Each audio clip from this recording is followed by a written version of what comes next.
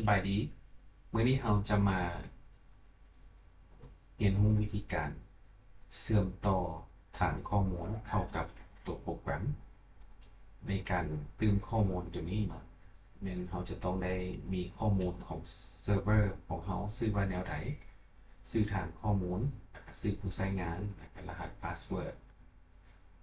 ตัวนี้เราได้มาแต่ไสเนาะเราต้องไปเบิ่งอยู่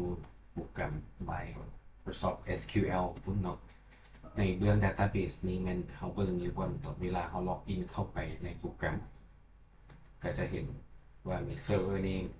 แม่นอย่างก็ไม่ให้เขา copy ตรงนี้แหละไปของแต่ละท่านจะบ่คือกันเนาะคอมพิวเตอร์ขึ้นกับเซิร์ฟเวอร์ที่เขาตั้งในตอนนั้นที่เขาตั้งอย่างเซิร์ฟเวอร์นี้ให้ฉะนั้นตัวผลิตนี่มันให้เขาใส่เซิร์ฟเวอร์ name เนาะตัวต่อมาแล้วมัน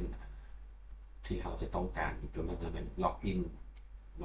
username เป็นตัวนี้ SA ขอโทษ SA แล้วก็รหัสผ่าน SA อีกอันนี้เบื้อง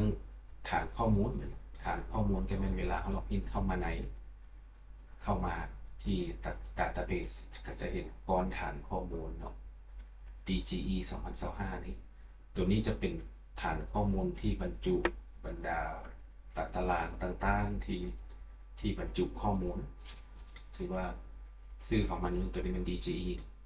2025ดังนั้นให้เราตื่นจากนั้นเราก็เปิดนำไซต์ถือว่าการเชื่อมต่อมันสำเร็จวิธีการนำไซต์ขั้นต่อไปจึงค่อยเชื่อมต่อกับบอลที่เอาเก็บไฟล์รูปภาพไว้หลังจากที่สแกนข้างนอก